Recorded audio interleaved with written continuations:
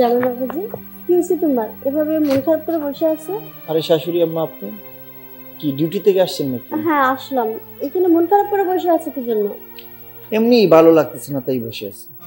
আজকে আবার ঝগড়া করছো? না, ঝগড়া করবো কেন? তাহলে এই অবস্থা দেখে তো মনে হচ্ছে ঝগড়া করছো। কিন্তু মা কি করব, প্রতিদিন আপনার মেয়ের সাথে আমার প্রতিদিনই ঝগড়া লাগে। আচ্ছা, প্রতিদিন তোমাদের কি নিয়ে ঝগড়া লাগে? আরে কি বলবো মা, লজ্জার বিষয় কি আপনারে বলা যায় সব কিছু? আরে লজ্জা কি বলো। আর যেহেতু আমাকে তুমি মা ডাকছো, মায়ের কাছে তো ছেলের কোনো লজ্জা নাই না, বলো। তারপরেও শাশুড়ি আম্মা, আমি বলতে চাই না এগুলো, থাক আমাদের মধ্যে আমাদের সমস্যা। এখন আমাকে তো জানতে হবে যে প্রতিটা দিন তোমাদের মধ্যে কি এত কি বিষয়টা যার জন্য প্রতিদিন ঝগড়া। দেখো, এগুলো আমার কাছে একদম ভালো লাগে না। শাশুড়ি আম্মা, আপনি না সারাদিন ডিউটি করে হসপিটাল থেকে আসছেন, এখন বাসা যান, যে রেস্ট নিন। তারপরে তুমি বলবা না যে বাসায় কি ঝামেলা? শাশুড়ি মা, লজ্জার বিষয় তো আমি তাই বলতে পারতেছি না। আচ্ছা, লজ্জার বিষয়? আমি তো একজন ডাক্তার না, আমার কাছে যদি গোপন কোনো কথা থাকে বলতে পারো, সমস্যা নেই। কি যে বলেন শাশুড়ি মা, এগুলো বলা যায় না। আমি আমার নিজের আনকমফোর্টেবল লাগতেছে এগুলো বলতে। দেখো বাবা, তোমার তো শ্বশুর বেঁচে নাই, আর ও আমার একমাত্র মেয়ে।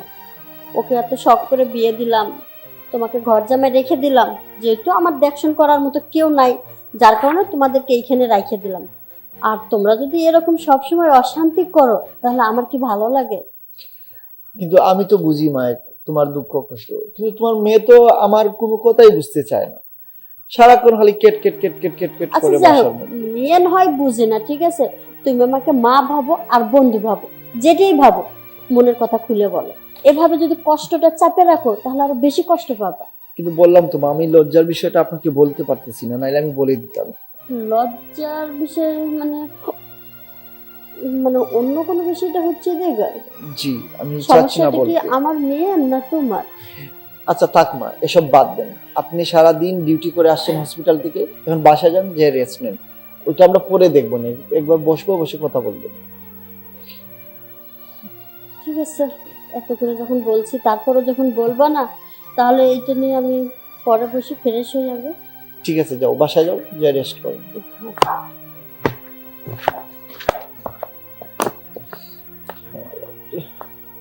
কি যে না বলতে পারি না সইতে পারি, কি এক ঝামেলার মধ্যে পড়লাম। জানো না, আমি শাশুড়ি আমি মেডিকেলে যাচ্ছি, নিয়ে করি। ওর কথা আর বললেন না শাশুড়ি আম্মা, মানে ওর সাথে প্রতিনিয়ত একটা সেকেন্ড ঝগড়া ছাড়া নাই। আমি আর পারতেছি না আপনার মেয়ে। আচ্ছা, সমস্যাটা কি আমার একটু খুলে বলো তো। কি লজ্জার বিষয় শাশুড়ি আম্মা, বলতেও পারতেছি না, সইতেও পারতেছি না, বলেও এখন পারতেছি না। বলে ফেলো, লজ্জা করার কোনো কাম নাই। বলবো?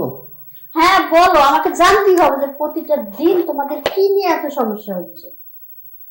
কোনো টাকা শাশুড়ি পয়সা? আম্মা, আপনার মেয়ের না অনেক জ্বালা, আমি না শারীরিকভাবে অক্ষম থাকি সেই সুখ দিতে, আমি কি করবো বুঝতেছি।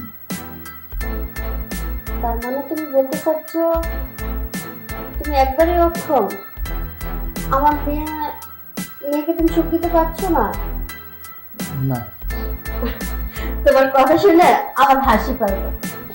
হাসি পাইতেছি, কিন্তু আমার তো এই জ্বালা আমি আর সহ্য করতে পারতেছি না। আচ্ছা, তুমি কি জানো না তোমার শাশুড়ি এই রোগের ডাক্তার? এই রোগের উপর পিএইচডি করে আসছি আমি বিদেশ থেকে, আর আমার ঘরে এই রোগের রোগী ভুগতেছে, অথচ আমি জানি না। কিন্তু আপনি তো আমার শাশুড়ি না, এই জন্য আমি লজ্জায় বলি না, বুঝছেন? দেখো, রোগের কাছে শাশুড়ি মা ছেলে কিছুই না। আর এই রোগে তুমি ভুগতেছো, এটা আমার কাছে যদি আগে বলতে এতদিন তো সমস্যার সমাধান হয়ে যেত। হ্যাঁ আমি জানতাম হয়ে যেত, কিন্তু আমি বলিনি, লজ্জা সরম। আচ্ছা, লজ্জা করার আর কাম নেই। এখন বলো তো কতটুকু পারো তুমি, মানে কতক্ষণ? কি বলবো শাশুড়ি মা আপনার এটা? মানে একেবারেই পারে না? পারি কিন্তু মানে সেরকমটা পাই না। মানে তুমি বুঝাইতে চাচ্ছ যে যা বাঘের মতো হয়ে যাও বিড়ালের মতো, এই তো? হ্যাঁ আর আমার মেয়ের যতটুকু চাহিদা সেটা তুমি পূরণ করতে পারতেছো না। না। এই সমস্যা খুব তাড়াতাড়ি সমাধান হয়ে যাবে। কিভাবে শাশুড়ি মা? আমাকে আমাকে আপনি সহযোগিতা করেন কিভাবে? অবশ্যই করবো, করবো না মানে? তোমাকে যদি আমি সুস্থ না করি তাহলে আমার মেয়ের সংসারটা ভেঙে যাবে না? হ্যাঁ। আর তোমাকে সুস্থ করার দায়িত্বটা তো আমারই না? হ্যাঁ। আমি যেটা করতে বলবো সেটা কিন্তু করতে হবে তোমাকে। কি করতে হবে শাশুড়ি মা? পরে যে আবার বলে যে না পারবো না, তাহলে কিন্তু রোগটা ভালো হবে না। আচ্ছা বলেন, আমি শুনি। এখন যেটা বলবো সেটা হচ্ছে আমার তোমাকে একটু আবার টেস্ট করতে হবে। কি টেস্ট মানে? তোমার ওই জিনিসটা আমাকে দেখতে হবে। মানে কি দেখবেন? মানে তোমার কাজ করে না, কি জন্য কাজ করতেছে না ওটা আমাকে দেখতে হবে। ছি ছি ছি ছি, কি বলেন শাশুড়ি মা এটা? লজ্জা পেলে তো রোগ ভালো হবে না, কারণ চিকিৎসা দিতে হবে তো। আর এই যে সঠিক ঔষধ যদি না পড়ে তাহলে তো তুমি সুস্থ হবে না।